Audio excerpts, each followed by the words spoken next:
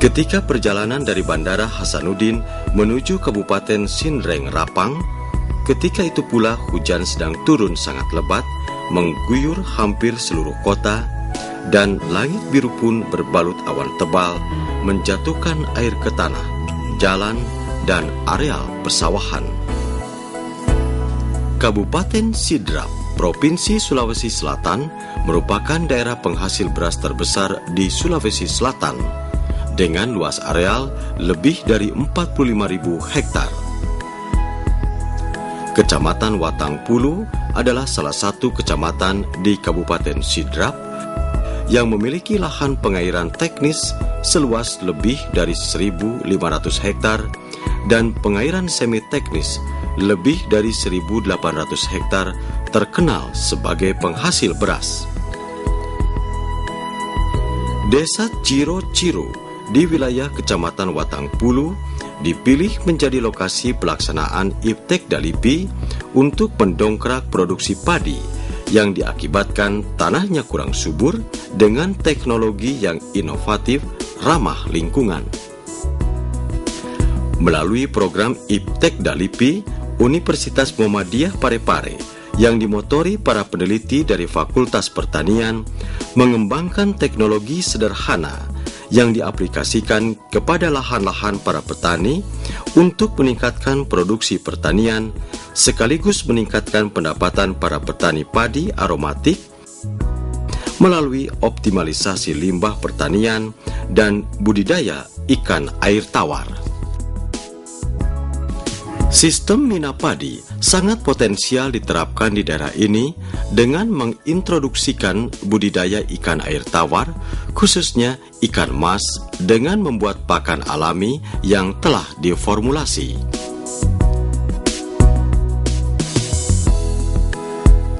Kegiatan teknis yang pertama dilakukan oleh pelaksana Iptek Dalipi adalah membuat pupuk organik biokompos multiguna kepada para petani dengan bahan baku dari limbah jerami, dedak, atau kotoran dekomposisi digunakan biostarter dari mikroba tanah hasil isolat lokal yang merupakan campuran dari kultur mikroba probiotik, penambat N, P, dan mikroba antagonis dengan waktu yang dibutuhkan 1 bulan sebelum diaplikasikan ke lahan persawahan.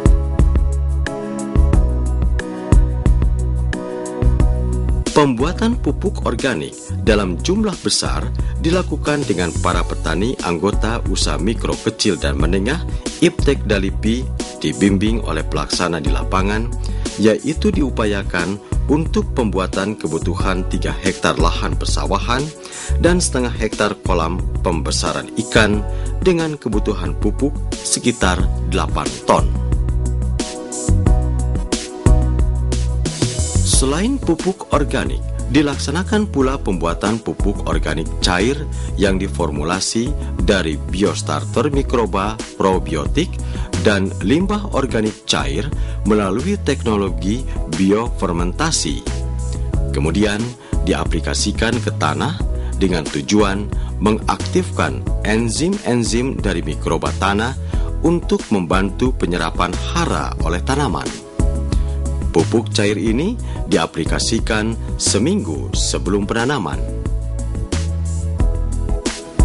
Pembuatan pupuk organik yang berasal dari limbah jerami dan pupuk organik cair untuk mendukung program budidaya padi ramah lingkungan dan ikan mas yang disiapkan oleh Yayasan Agroteknologi Madani untuk kemudahan para petani anggota usaha mikro kecil dan menengah di desa Ciro-Ciroe.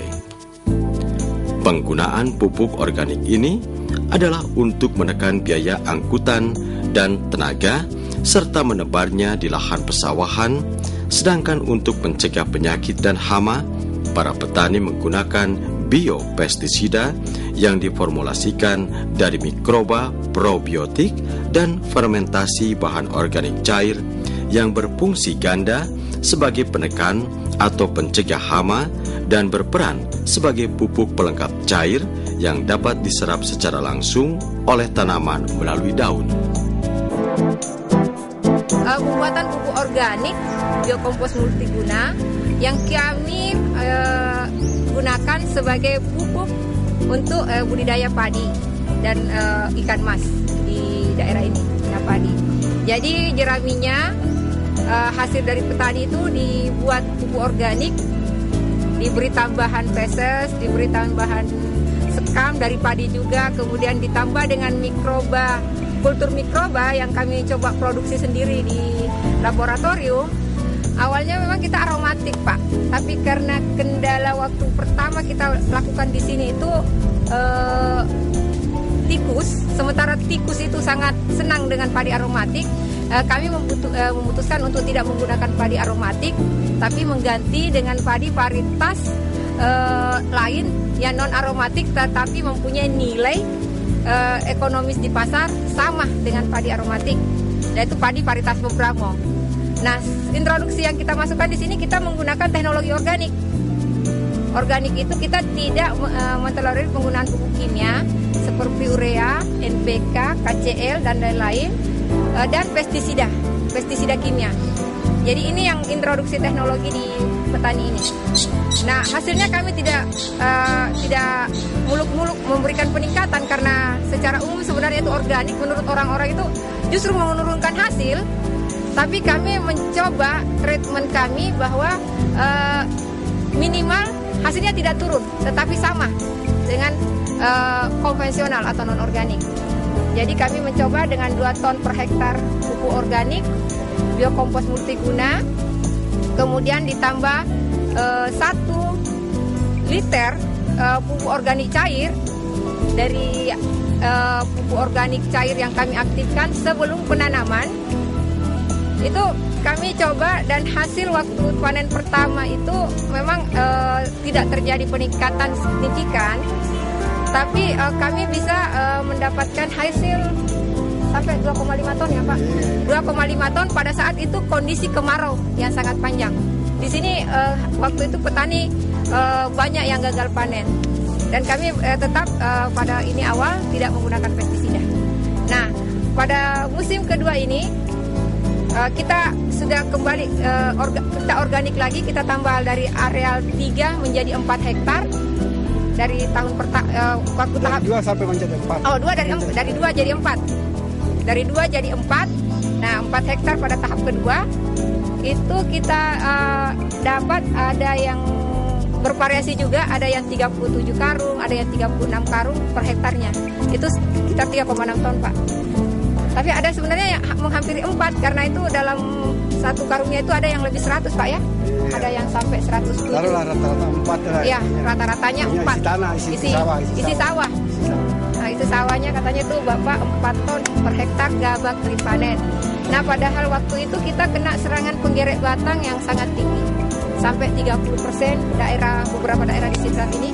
Kemudian di daerah Pindrang, di Sulsel itu kita kena serangan penggerek batang karena pencaruga. Sampai 30% kita masih bisa produksi 40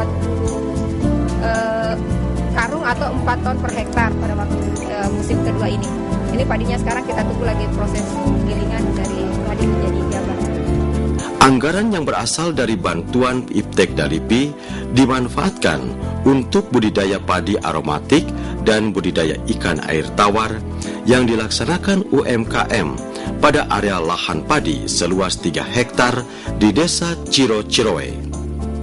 Kegiatan tersebut merupakan program lanjutan adalah budidaya padi aromatik dengan menerapkan budidaya padi organik murni menggunakan pupuk organik dari limbah jerami dan limbah ternak, pupuk organik cair dan biopestisida untuk penanggulangan hama dan penyakit. Pola tanamnya memperhatikan pola tanam setempat untuk mencegah hama wereng dan hama tikus, untuk memperbaiki kondisi lahan yang kurang subur dan meningkatkan produksi padi. Upaya yang dilakukan adalah perbaikan secara biologis dan enzimatis dengan menggunakan bahan organik. Program budidaya mina padi dengan perbaikan pada lahan kurang subur dengan menggunakan pupuk organik hasil bioteknologi biokompos multiguna dan pupuk cair yang mudah diaplikasikan dan dikombinasikan dengan pupuk organik yang dibuat dari limbah jerami, feses, dan sekam. Diharapkan dapat meningkatkan produksi padi secara komersial. Meski budidaya air tawar hanya untuk mengisi waktu panen tiba, tetapi diarahkan untuk menjadi usaha pendapatan para petani. Dampak dari program pertanian organik adalah pembuatan pupuk organik biokompos multiguna. Setelah dilakukan uji coba, ternyata produksi sebanyak 8 ton tersebut diminati para petani dan minimal dibuat untuk kebutuhan para petani peserta UMKM di daerah yang dulu tanahnya kurang subur. Bagaimana komentar para petani yang tergabung dalam usaha kecil dan menengah? Mereka mengatakan sangat gembira karena bisa meningkatkan produksinya dan membuat lahan-lahan yang tidak subur dengan pupuk organik yang ditebar sebelum masa tanam meningkat produksinya. Pertamanya saya tidak mengikuti, tidak. Nanti saya lihatkannya, nanti ini keduanya saya mengikutinya. Karena saya sudah lihat, artinya gerakan-gerakan itu ada di lapangan, ini kan ada hasil. Nah justru karena itu, yang untuk kedua kalinya saya ikuti. Dan saya melihat keadaan tanah, biarlah kembalilah seperti awal-awal yang dulu. Alhamdulillah karena kita sebentar hasil yang sudah yang lalu-lalu ya artinya adalah penambahan dan ada manfaatnya juga dengan kompos. Dan apa yang dikatakan tadi Ibu koordinator LIPI artinya tidak ada bedanya dengan kata-kata saya. Program Iptekda LIPI yang dilaksanakan Universitas Muhammadiyah Parepare, Yayasan Agroteknologi Madani, dan kelompok tani Cempa Desa Ciro-Ciroe Sidrap telah mengubah pola pikir dan sikap petani yang mengelola usaha tani monokultur menjadi polikultur. Limbah pertanian seperti jerami, sekam, dedak, kotoran ternak yang sebelumnya dibuang atau dibakar telah menjadi bahan baku pupuk organik yang merupakan sarana produksi dengan nilai ekonomis yang tinggi. Diharapkan dengan introduksi teknologi yang ramah lingkungan dapat mengubah pola pikir dan pola bertani masyarakat yang akhirnya meningkatkan pendapatan petani dengan tetap mempertahankan prinsip berkelanjutan yang berimplikasi pada taraf hidup para petani, khususnya usaha mikro, kecil, dan menengah peserta program Iptekda LIPI. Pendampingan UKM model Iptekda LIPI berhasil memenuhi sebagian besar di antara usaha mikro, kecil, dan menengah dalam mengatasi permasalahan klasik yang dihadapi, yaitu teknologi, modal, manajemen pemasaran yang bermuara pada keinginan untuk maju dan meningkatkan pula kesejahteraannya. Kurang suburnya lahan pertanian seperti di desa-desa Ciro-Ciroe, Kecamatan Watangpulu, Kabupaten Sindreng, Rapang, bukan masalah lagi. UNRAM Parepare dan LIPI telah menyingkirkan permasalahan dengan penerapan teknologi ramah lingkungan dalam rangka meningkatkan produktivitas petani padi aromatik melalui pemanfaatan limbah jerami untuk budidaya ikan tawar dan jamur merang. Sistem usaha terpadu yang berkaitan dengan produktivitas pertanian, sistem pengelolaan tanah sangat menguntungkan bagi para petani yang akhirnya dapat meningkatkan pendapatan dengan memperhitungkan dari keuntungan yang diperoleh dan resiko yang dapat ditekan seminimal mungkin.